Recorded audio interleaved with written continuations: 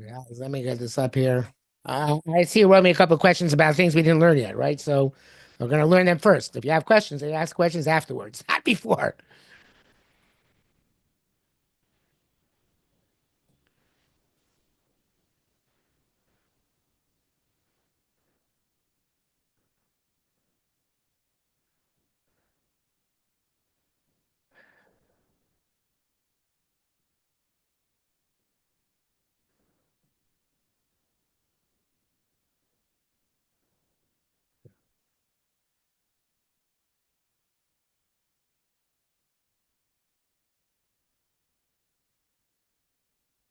6 up to 66.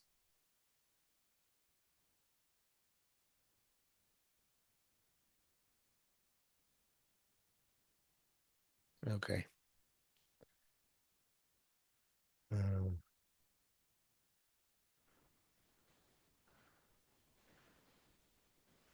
um, share.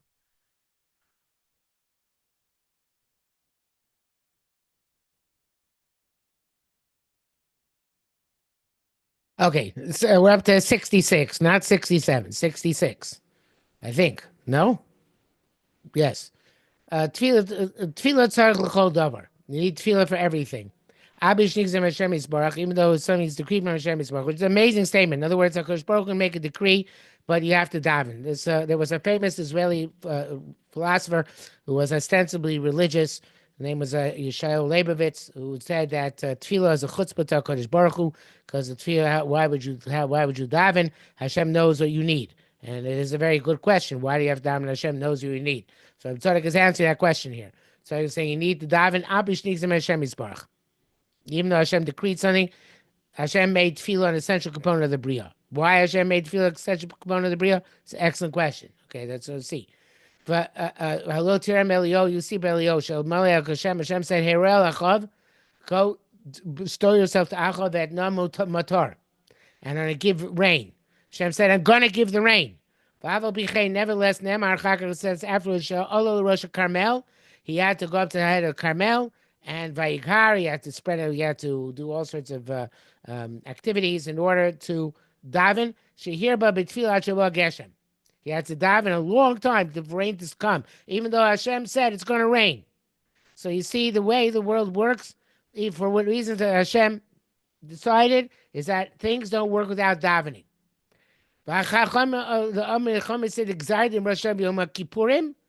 Chachamim will say this is a very, very basic idea that the decree is on Rosh Hashanah Yom Kippur. They don't argue on Anshe Knesset Agdola. Shetilu Seir Filos B'Chol Yom. Who decided you have to daven every day? Why do you have to daven every day? If it's on Rosh Hashanah Yom Kippur, so why do you have to daven every day? Forget it. Just daven once a year, right? Twice a year. Rosh Hashanah Yom Kippur. Why do you have to daven every day? So the answer is doesn't work without tefillah. You can have exardin latova, you have a decree that it's going to be good, and it doesn't happen without davening. So you have to daven every single day, despite the fact that Rosh Hashanah Yom Kippur was a gzeira. It's a remarkable concept and a very astonishing concept. It means Hashem knows, Hashem wants, Hashem decides, Hashem decrees. It still doesn't work without tefillah. That's what Chazal say by Adam Arishon. He doesn't bring down here. Chazal says, "V'Adam ayin Adam." I think it's called Term Yitzmach V'Adam Ayin La'avodas Adama.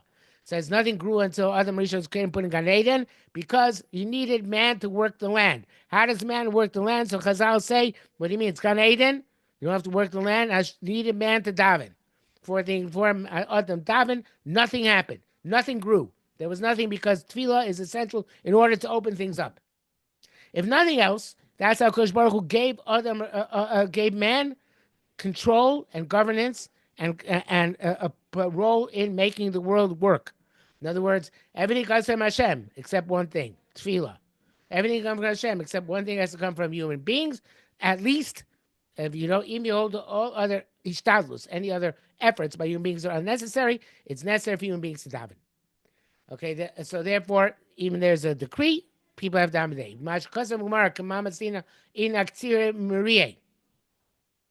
This is says like who do we daven today? Meaning not Rosh Hashanah Yom Kippur, any day of the year. You daven people who are sick and ill. or people are ill or bad and bad things are happening to them. Krabiosi. That's Rabbi Yossi who says, Adam nidam b'chol yom, a person's judged every day. That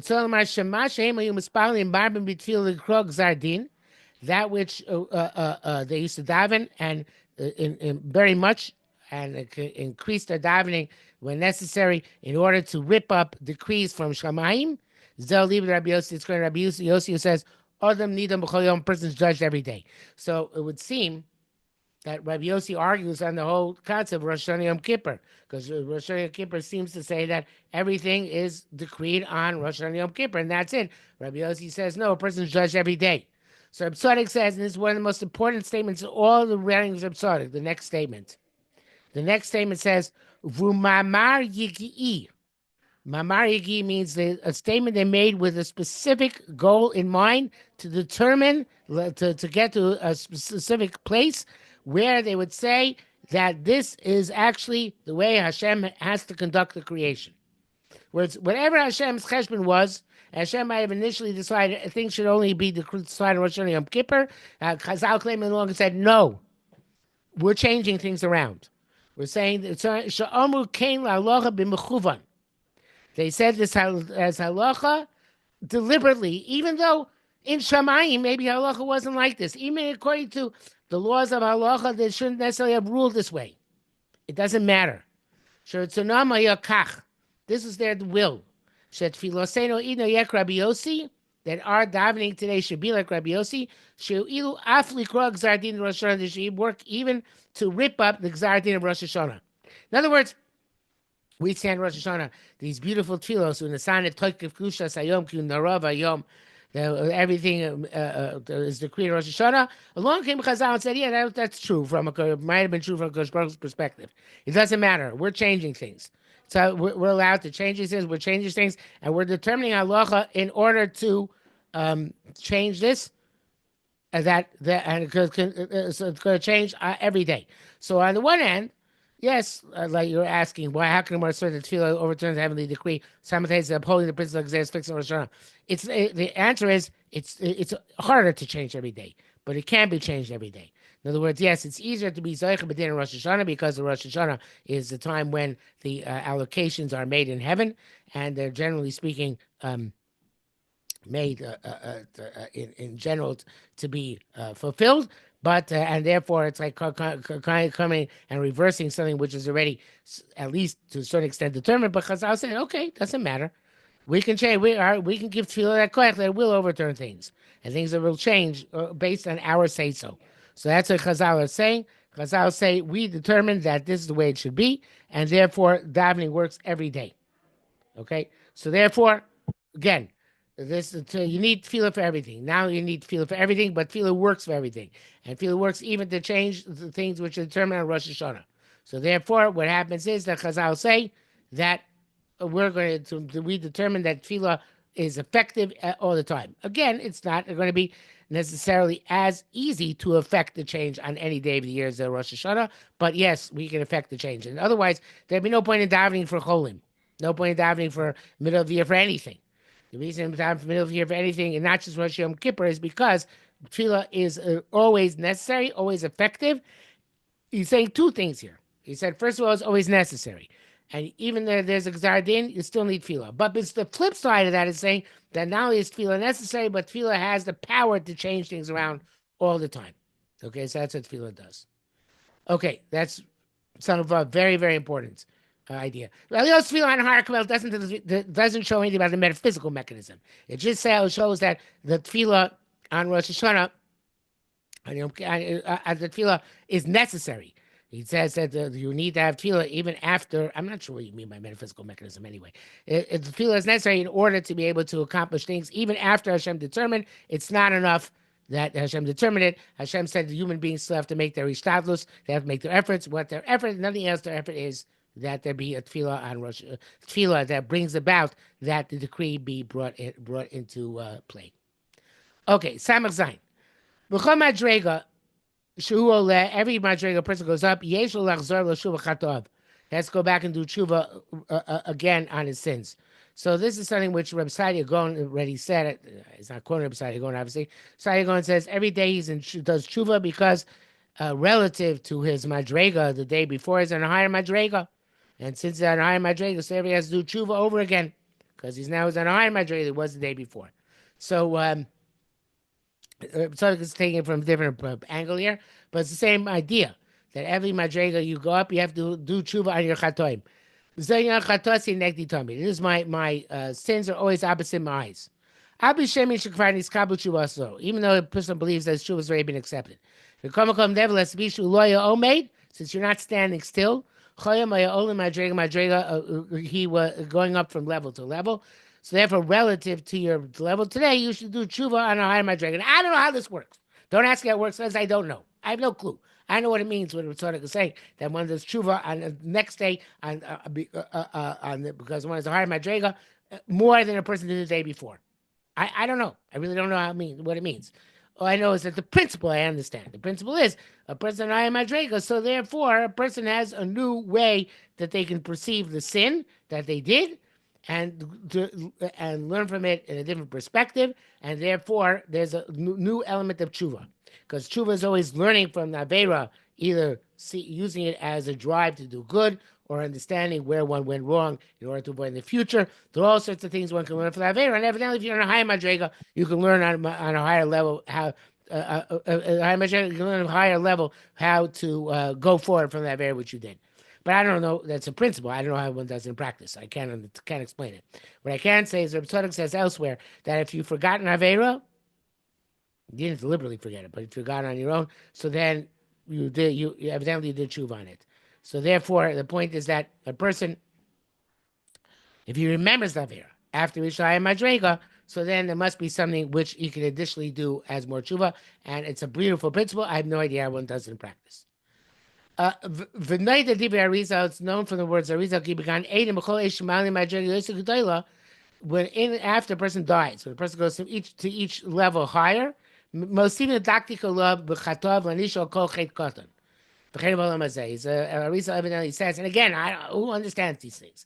But the higher you get in Olam Haba, the more you have to go back and deal with the smaller sins that you did, and you get punished for the smaller sins, which when you are on a lower madrega, you want to get punished for, but on a higher madrega, they require kapara. Okay, so therefore, it sounds kind of doesn't sound particularly pleasing or positive that one should have to undergo this process, but evidently it's a positive process somehow. Person gets to higher madrega, a person goes back and looks at their sins in retrospect. Person feels worse about them. A person does greater, gets punished on them, and that somehow cleanses him and uplifts him again and propels him to higher madrega. He said, my main point he says is Olam Hazeh. It's the same thing that happens in Olam Haba. V'zeu tam yirida l'tzorach aliyah mavur b'sfarim. So this is what the Sfarim say. Well, a person goes down to go up again. In other words, a person takes one step back in order to take two steps forward. Okay, whatever that means, it has a lot of understanding. There's a lot of ways to understand that. Obviously, it says Sheva Yipol Tzaddik V'Kam, and Tzaddik falls, and he rises 7 times. So there obviously is this idea that a person, in order to go higher, sometimes a person has to go lower first. It's kind of like when you shoot an arrow. First, you have to draw it back in order for that to be able to shoot forward. So here he says specifically, so that it's Shemedaktim Bo Esa Yerida. New pshat says the time when they're meticulous with you, when they're concerned with what you did, so that's the time of going down. But so tshuva of agmas nefesh then requires tshuva and even agmas nefesh, which Hasidim almost never speak about, which means the says agmas nefesh yeshma tov onesh. It sounds like you have to go to the Agmas Nefesh, right? So there we said that it's a part of the kapara. Here it sounds like it's not just a part of the kapara, but you have to actively look to be Agmas Nefesh, which is a very strange thing to look for. But and that's the onesh by days of Yizkal Aliyah. So a person, I guess the way to look at this in a positive way, which I'm not sure, but I guess the way to look at the positive way is that a person has to try and look at sins in a way which gives a perspective that drives him forward. In other words, it's not supposed to be something which debilitates a person, causes a person to feel bad about himself, but he uses it as a way to be Zeichel Aliyah. So by looking at what he did wrong and feeling bitter about it, you decide, okay, now from now I'm going to do something. Now I'm going to try and do something right. You wrote in your WhatsApp. The question is, how does 67 imply the efficacy of communal prayer for an individual? I don't see anything here in 67 about individual communal prayer for an individual. So I'm not sure referring to. It doesn't say anything here about that. Maybe you meant 66. And 66 was the efficacy of communal prayer for an individual. It doesn't say anything there over there. It says, so it just says davening works. It doesn't say how the tzibur davens for an individual. It's a separate question. The tzibur feels for an individual is necessary for them. So the schus of the tzibur is such that the tzibur has a tremendous power. The community has a power the individual doesn't have because they feel that they can a person's role in the community is very often more profound than the role he has as an individual. But that was going back on 66, I assume. So he wrote probably 67 by mistake. Okay, 68. Samaches.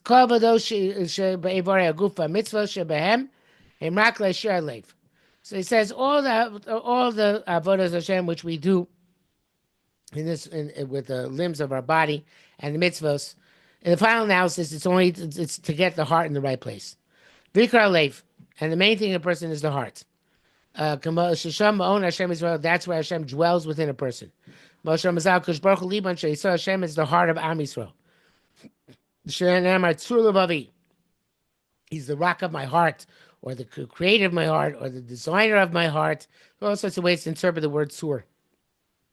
So the idea is, and of course, the heart here doesn't necessarily mean the organ, the heart. It means the concept of the heart. I mean, a person's emotional self should be in line with HaKadosh Baruch Hu. And it's not talking about the intellect, because the intellect always can be in line with Hashem and doesn't necessarily affect the heart. And the dveikus with Hashem, the connection to Hashem, and the straightness of the heart, that's referring to the emotion person experiences. And this is a litvak. A misnagler not necessarily agree with this, because litvak might say no, it's the brain is primary, the thoughts are primary. But it sounds from the Gemara like the Chazal, because Chazal, like the Reb Tzadok, as Reb Tzadok said, the Gemara says, Rachmana liba boy, Hashem wants the heart. So if you're a litvak, you have to interpret that. If you're a real litvak, you have to say that, well, Hashem wants the heart, but the heart is just a tool for the brain. But the simple meaning of the Gemara is that Hashem wants the heart, and the heart is primary, and that everything else is to get your heart in the right place. What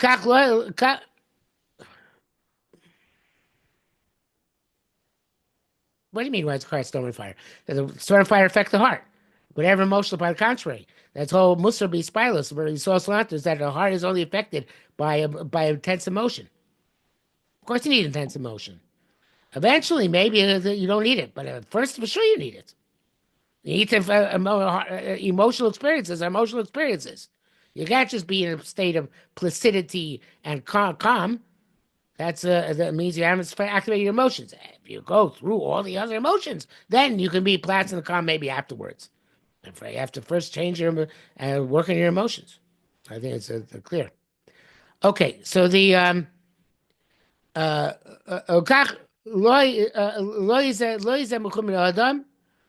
therefore the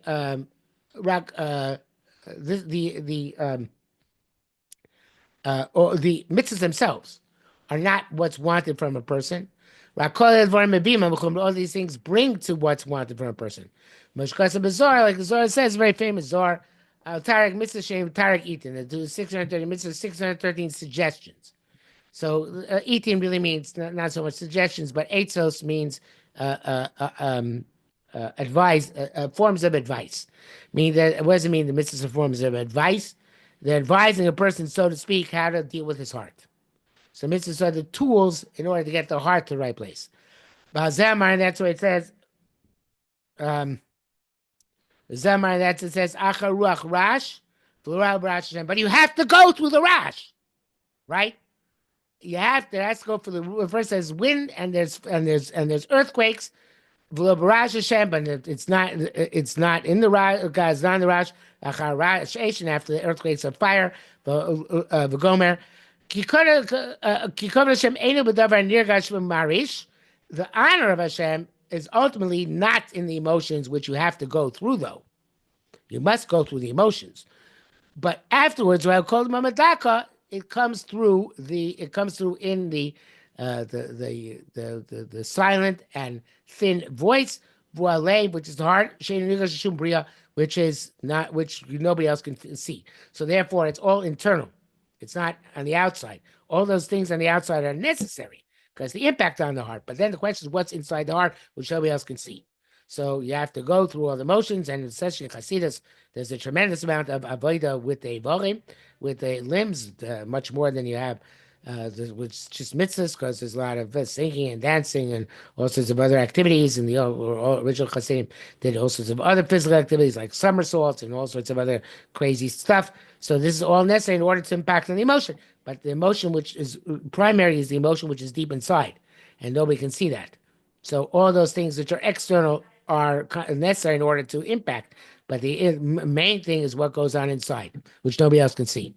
They learned this from brachos. This is the way it works by the human government. There, the Gemara says that first all the marching bands come and all the loud sounds of the soldiers and loud sounds of the displays, and then the king himself comes and things are quiet.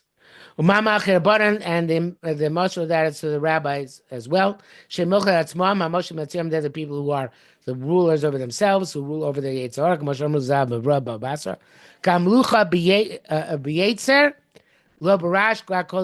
So ultimately, when to be king of the Yetzirah, you can use all sorts of tools, and also those tools are necessary. But ultimately, the question is what's going on deep inside. And that's what's there underneath all the Rash and the Aish and the Ruach. And the question is what exactly there's going on internally. And that's a cold Mamadaka because nobody else can see it. Everybody else has to know their own heart. And then he says, you need to have the first group of marchers come in, and they're very loud. Without that's not possible. First it has to be, like I said, with noise, with tokef, and with strong force. Negdo, opposite the Yetzirah. Moshe Muzal Chazal say, Lolam Yargiz Adam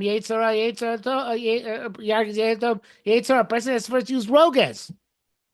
Person used anger. Person used powerful emotions. But that's not complete control.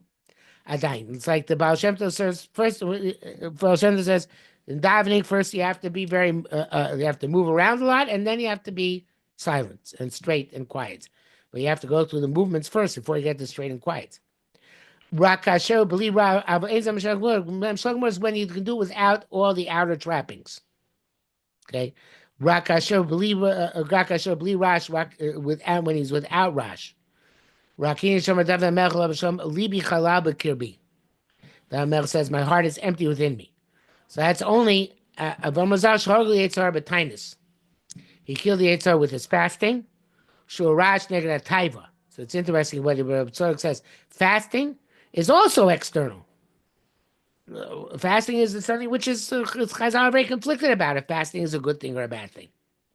Right. So therefore, but if you need to fast, that's also rash. It shouldn't be necessary, but it's necessary because we need these tools. Negrataiva.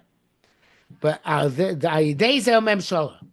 but through this comes the Meshola eventually by Libi Chalab could be when he has his heart quiet within him, so to speak, empty within him, empty of the Yetzirah. So again, it's all those stages are necessary stages to go through. After a person goes through all those stages, then a person reaches Madrega that perhaps they can have their heart in the right place internally. So the you asked me before, what is the primary determinant of a person's honor in this age? How to the spiritual standing? I don't know what determines a person's honor. A person gets honor in many different ways. Most of them is shalom lishma. I don't know. I wear on Shabbos a frock, a long jacket with 2 buttons in the back. It gives me honor, but it's not. It's superficial. Is that the word, that real honor? Real honor is the heart. How can it, not everybody, it's very hard for other people to know a person's heart. Kodesh Baruch Hu mostly knows a person's heart. So I don't know how a person's spiritual standing is always hard to determine by other people. Shem should help us not to be hypocrites. That's all I can say. That we shouldn't try and achieve our external honor when we really have no honor internally. Okay. Samach Tes is one of the censored ones. I think it's one of the censored ones. Hold on a second.